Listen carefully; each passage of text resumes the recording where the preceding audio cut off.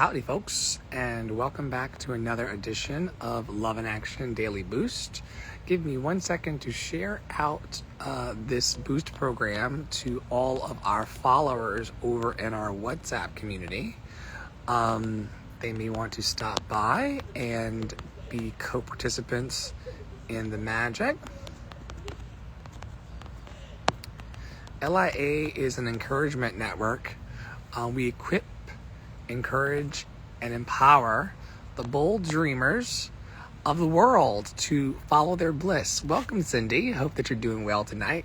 This will be a short one. I'll record this one for the podcast, and then I'll come back to chit-chat if you'd like. Let me know in the chat if you are interested in chit-chatting tonight. Otherwise, I will go through our weekly theme here in the network. This is week 43. The theme is Festivals of Love, exploring cultural festivals centered around love. And each day we focus on a chakra. So yesterday was Sunday, and it was perfect. I got you. Yesterday was the root chakra. That's all about belonging, ancestry, and the roots of love across cultures. And then today we are in the sacral chakra. The mantra is I feel, and we're talking about the celebration through dance, art, and emotional intimacy. So on Sundays, we always talk about who we are in the network. We've been doing this for 102 weeks now. And on Mondays, we talk about how we feel. So there's at least one day a week where we can be in our feelings, and that's completely okay. So here today's reflection questions all around pleasure and connection, and just drop me a line either on Substack, Apple Podcasts, Google Podcasts, Spotify, or YouTube to let me know how you feel about today's questions. The first question is, which cultural festivals inspire you to move, dance, or express emotion freely? Which cultural festivals inspire you to move, dance, or express emotion freely? How do music and rhythm invite joy and connection into your body? How do music and rhythm invite joy and connection into your body? Remember, all of these questions are about how you feel and where you feel. What brings you sensual delight, not just physically, but emotionally and spiritually? What brings you sensual delight, not just physically, but emotionally and spiritually?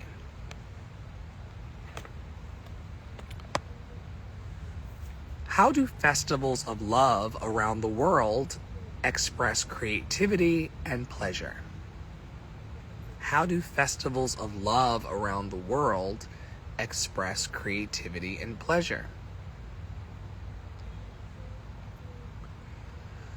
When was the last time you felt fully alive in your body while celebrating with others? When was the last time you felt fully alive in your body while celebrating with others?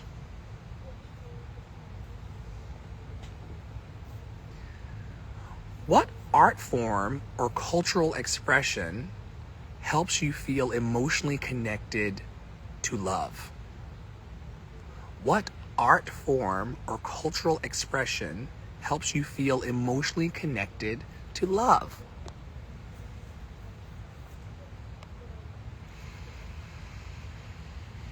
How do you celebrate your own emotions as sacred and worthy of expression? How do you celebrate your own emotions as sacred and worthy of expression? In your culture, how is joy shared collectively through food, dance, or ritual? In your culture, and we all have culture, how is joy shared collectively through food, dance, or ritual? And once again, these will be available on our Substack, YouTube, Spotify, Google Podcast, Apple Podcast for reflection. And thank you to everybody who tunes in live and also in the replays. What role does forgiveness play in reconnecting with joy and pleasure? What role does forgiveness play in reconnecting with joy and pleasure? All right, last one.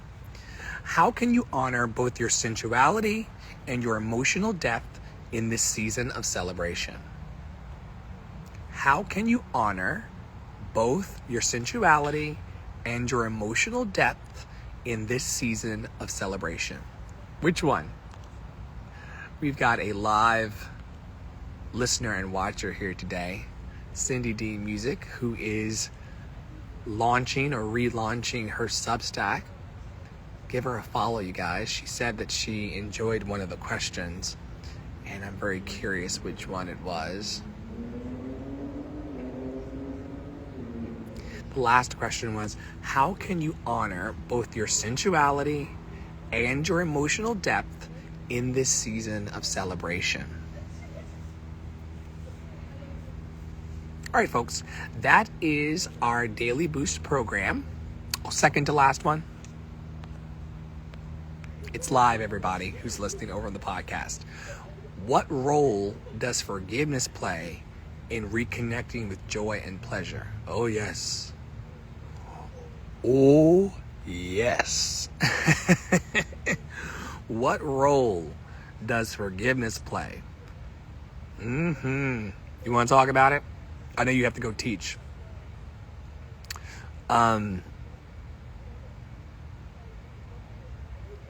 Holding on to grievances, holding on to past pains, holding on to past offenses gets heavy. Tara, who's one of our soul siblings here at Love and Action Network, says that when I'm holding on to past grievances and pains and trauma in my life, it actually shows up in my musicality. It shows up in my voice. It shows up in the way that I talk. It shows up in the ways in which my words come across. This is Tara. Tara's here now. She says that she can hear when I'm having a rough day based on my musicality. We're in the second to last question, Tara, of today's Daily Boost. And I didn't even realize that I was on Daily Boost until I looked down at my calendar, and here we are. Cindy said that this question was the question that made her go, oof. That's spelled O-O-O-F. What role does forgiveness play in reconnecting with joy and pleasure? And I was saying to her, and now to you, that life gets heavy when we're holding on to things, when we're carrying either our own baggage or the baggage of other people. They did this to me, I'm offended. I had this preference for how I wanted my day to go, and now people have ruined my day and therefore my life. There's just so many things that we can put upon ourselves or take onto our backs, in some of the worlds I come from. You got a monkey on your back? Have you ever heard that phrase? You got a monkey on your back. Mike has a monkey on his back. That monkey can be all of our resentments. All of the things that we could have said, they were having a rough day, or they're wounded by life like me. They're perfectly imperfect like me.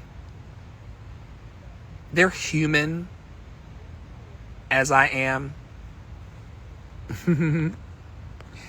And I'm going to let it go. I'm going to unburden myself from these cares and these worries and these offenses so that I can be free in my art. I don't want to go onto stage or get in the car or go to the office or get in the shower or go into the kitchen or lay down in bed with all of these things weighing on me heavily. So I'm going to forgive them so that I can be lighter in my life. Now, here's another thing. Have fun teaching, Cindy. The replay will be available on Substack. Check it out. Thank you for your contribution today. I really appreciate you. You are loved and lovable for real. And you are totally a member of Love in Action Network. Thank you for being here. The biggest forgiveness sometimes is not about other people. For me, most of the time, it's about me forgiving myself.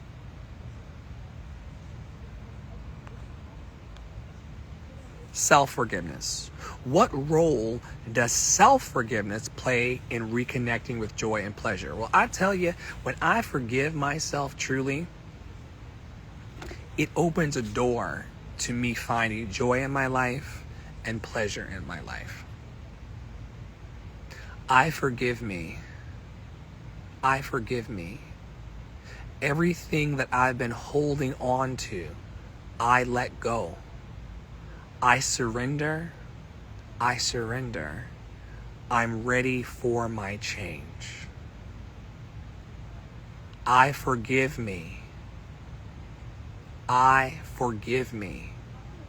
Everything that I've been holding on to, I let go. I surrender. I'm ready for my change. Are you ready for your change today? Are you ready for life to make you new? Are you ready to step into a new, brighter, joyous, and secure version of yourself?